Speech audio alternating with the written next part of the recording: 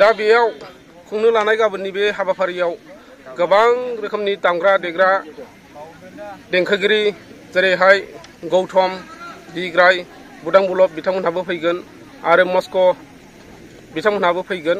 दा बिनि थाखायनो बिथांमोनखौ मोजां मोनग्रा आरो इउपिपिएल हान्जाखौ मोजां मोनग्रा जा सापर्ट खालामग्रा हेफाजाब खालामग्रा साफ्रोमखौबो गाबोननि बे जानो गोनां हाबाफारियाव नुजाफैनानै जेनेखि बै देंखोगिरि मानगोनां बुदां बुलबमोननि गौतम सारमोननि देंखो बोनायखौ बिसोरनि मेथाइ खननायखौ खोनासंफैगोन लोगोसे बै गेदेमा आलासिफोरनि बेसेन गोसा बिबुंथिखौ खोनासंफैगोन होननानै आङो आसा खालामनाय थाबाय। गाबोनहाय 25 तारिख नभेम्बर बे दिनाव बा बे अक्ट'आव खुंनो लानाय जोंनि पटेनसियेल दुवार ब्लकनि जेनेखि मास गेदारिं बेयाव जोंहा आलासि हिसाबै नुजाथिफैगोन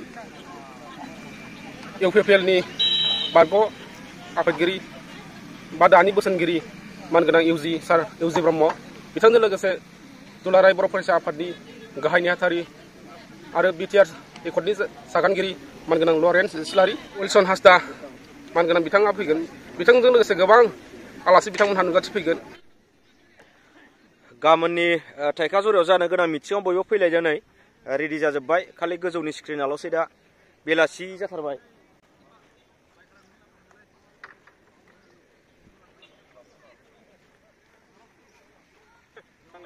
औ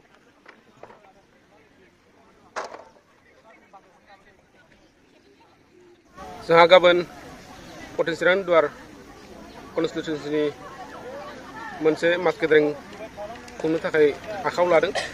दा बेखौ खुंगोन थाइखाजुरा प्राइमारिनि रायन' गेवलां गेलेग्रा फोथाराव। दा बेयावहाय जोंनि इउपिपिएल हान्जाखौ मोजां मोनग्रा साफ्रोमबो रायजो राजाफोरखौ आं गुरैयै खावलायो जाहाथे जोंनि बे गाबोननि जानो गोनां जेरैखि जथुम्मा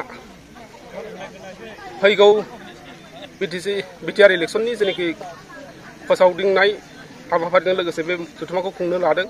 दा बे खुंनो लानाय हाबाफारियाव जोंनि पटेनसियेल दुवारनि सिङाव थानाय गंफ्रोमबो प्राइमारि सिङाव जेरैखि खना खनला गामि ओनसोलाव थानाय रायजो राजा इउपिपिएल हान्जाखौ मोजां मोनग्रा साफ्रोमबो रायजो राजाखौ गाबोननि बे जानो गोनां बा खुंनो गोनां बे हाबाफारियाव लैहोर लैहोर फैनानै बाहागो लाफैनानै जोंनि बे खुंनो लानाय हाबाफारिखौ गाहामै गाहाम जाफुंसार होफैनो थाखाय बयखौबो आङो दिनै नैबे इउटुब चेनेलनि गेजेरजों आङो रायजो राजाखौ नैबे थाइखाजुरा प्राइमारि इउपिपिएलनि जानानै गुरैयै बयखौबो फैनो थाखाय खावलायनाय जाबाय।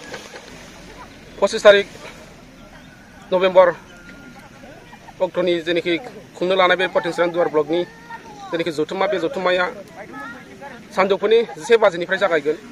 दा बिनि थाखायनो बे 11 बाजियाव जागायोब्ला बिनि सिगां सिगां नुजाफैनानै दामनाय देनाय गासैखौबो खोनासंफैनो थाखाय बयखौबो खावलायबाय।